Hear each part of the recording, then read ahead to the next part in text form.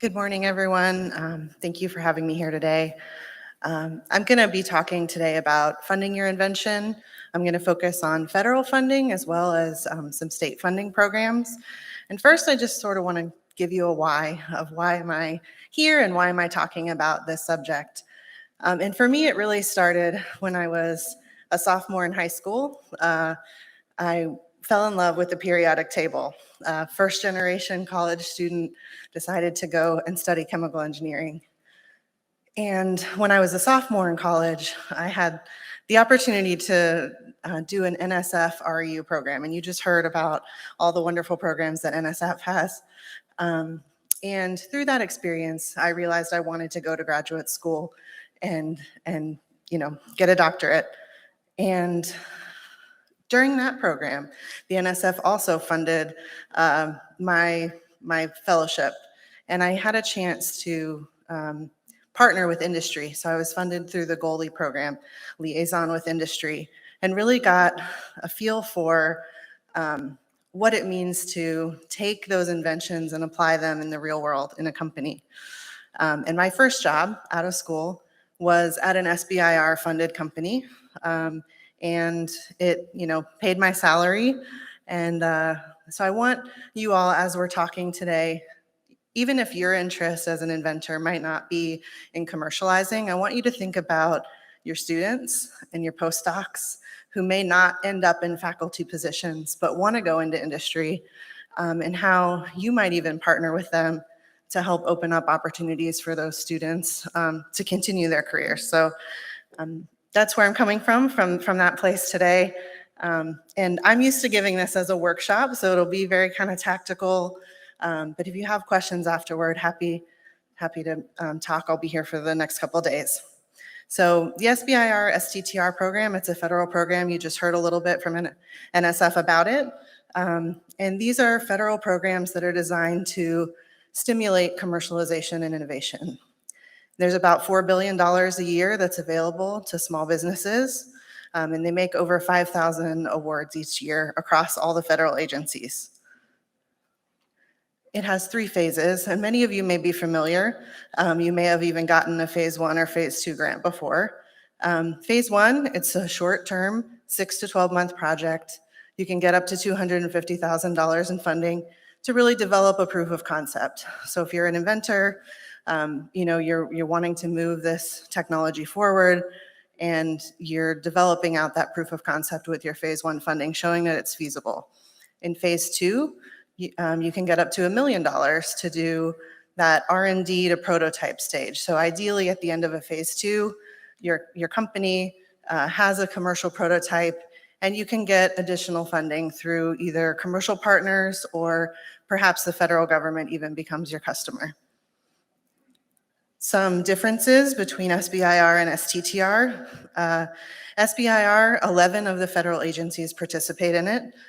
It's set aside from their extramural R&D budgets, specifically for small business.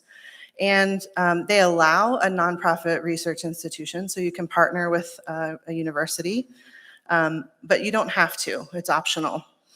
And the company has to do at least 2/3 of the work and can outsource up to 1/3 of the work. So you can partner, you can have subcontractors and things like that. For an STTR, this is more of a collaboration with a research institution. Only 5 of the agencies participate. It's a smaller budget, but still a significant amount of funding each year. And it requires you to partner with that nonprofit research institution. And then the company has to do at least 40% of the work, but there's more substantial funding here for the research institution partner. So if you as the inventor want to stay part of the team, this is a way that you can bring additional funding into your academic research lab.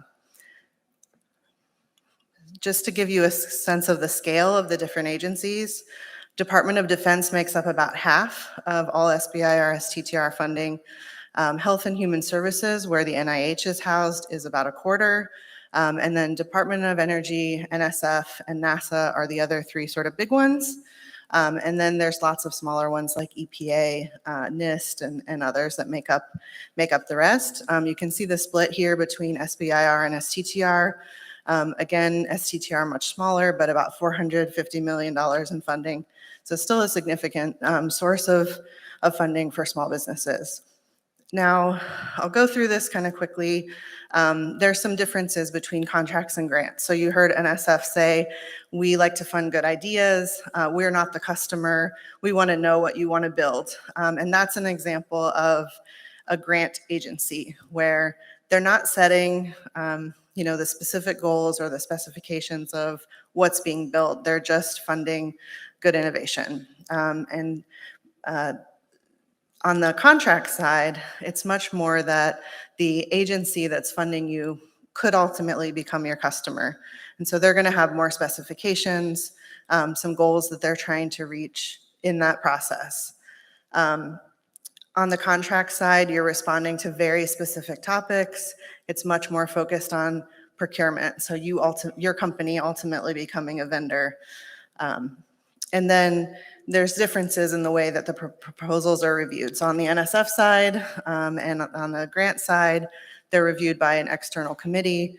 On the contract side, they're reviewed internally by, kind of procurement acquisition team and technical points of contact within the agency. I talk about this slide, and I share this a lot with groups where I work in Florida with companies and with faculty, because I think sometimes the benefits of the program get lost. It's non-dilutive funding, so nobody's taking equity in your company. It's a way for you to get, potentially up to $1 million, or I've even seen companies that end up with $3 million or $5 million in SBIR funding before they ever give up any equity in the company. It's making your company very attractive to venture capital because you're de-risking it and you're advancing it further along. And then the data rights are pretty flexible. So there's 20-year SBIR data rights, and you have access to, those inventions and that technology. So it's very flexible in that way. It also sets the company up to be a sole source for the federal government. So if you're working with Department of Defense or one of the contracting agencies, you no longer have to compete for that business, which is a huge bonus for the company.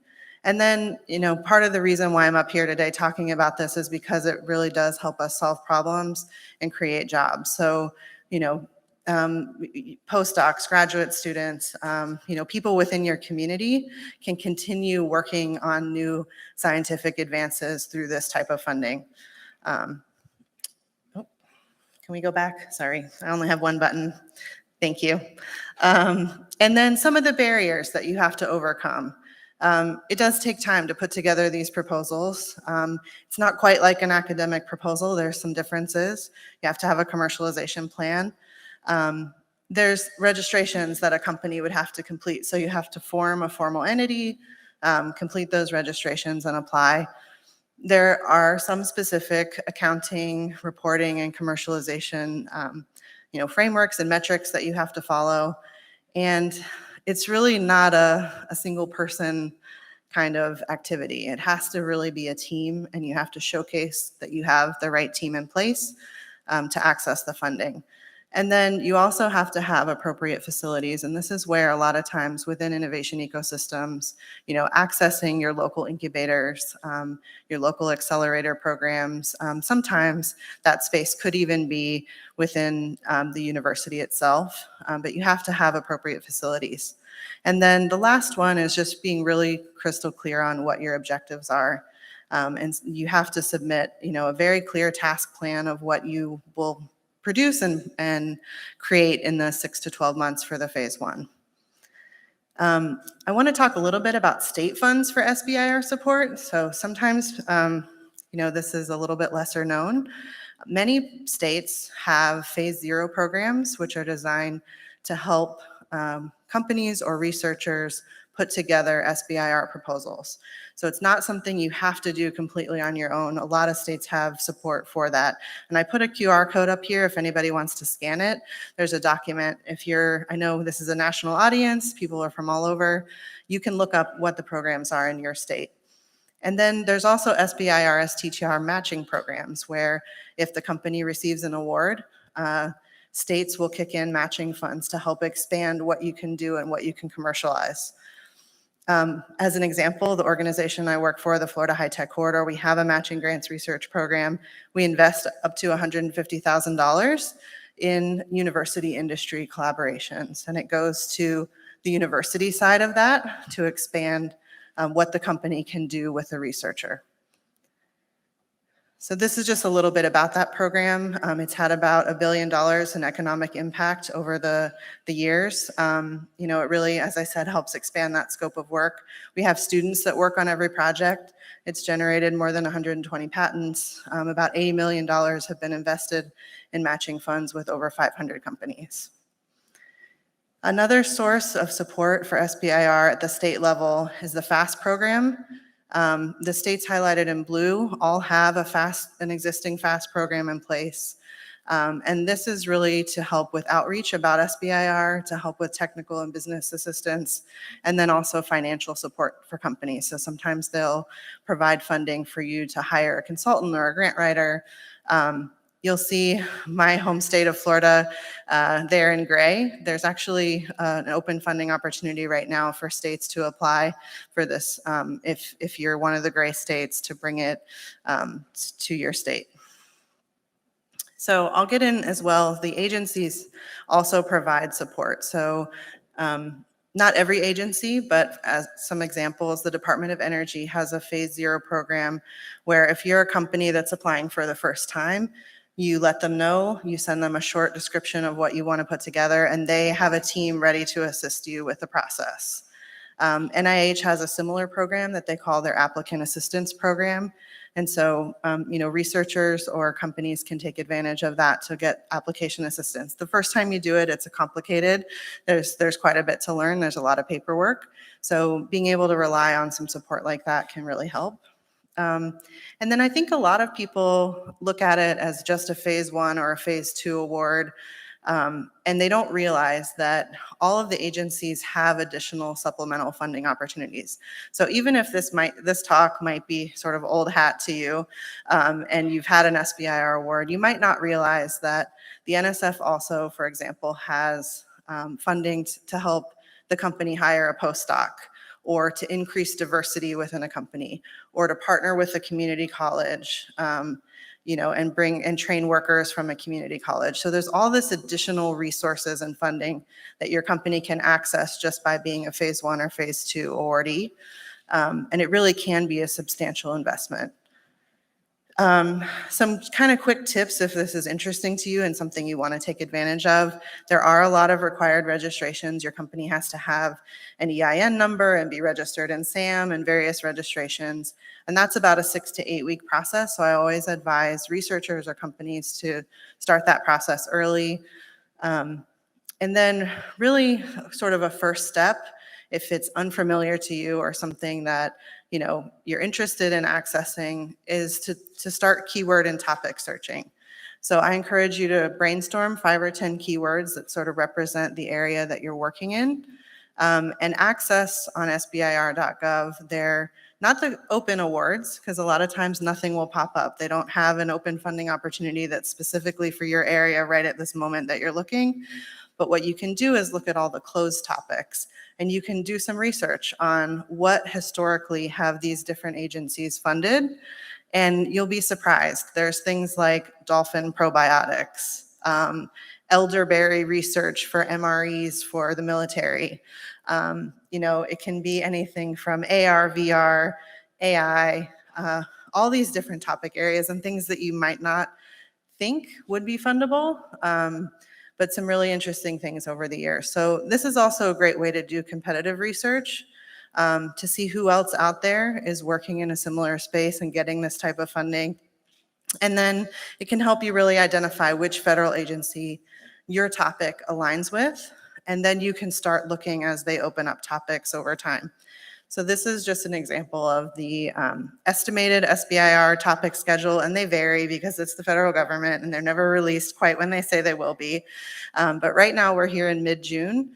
So DOD is just wrapping up a cycle. National Institutes of Health publishes kind of a year-long set of topics, so you can apply at several dates throughout the course of the year. And then NSF also has, as you heard in the previous talk, their project pitch process. And that's where I'll send people a lot of times if they're new to the SBIR process. You can submit a project pitch, you get an answer within 30 days on whether they're interested in funding you, and then you have up to a year to submit your proposal. So it's a very friendly way to get started if you're new to the process. I'll just share one quick success story from the Florida High Tech Corridor. There's a company called Kismet Technologies. You see the picture of the CEO, Christina Drake, there, along with her faculty advisor, Dr. Sudipta Seal.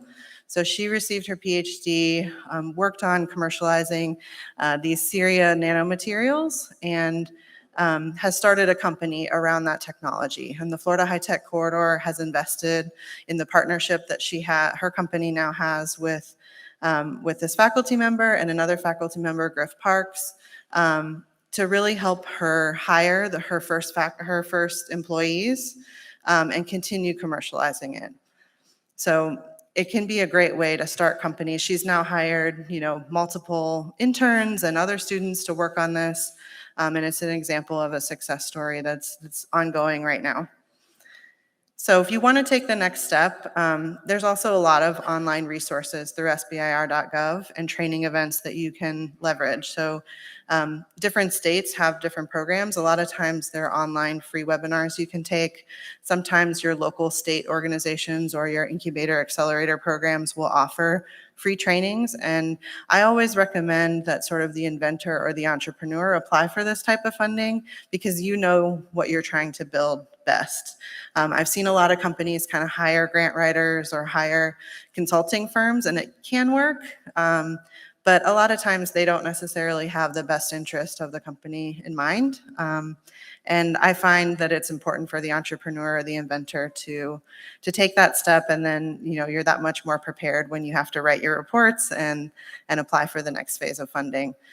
There's also a lot of tutorials on SBIR.gov, and our group has put together a checklist for companies to understand if it might be a good fit for them. So I'm happy to share that. I'll be here the next couple days. So that's really what I wanted to share. Thank you all so much for having me.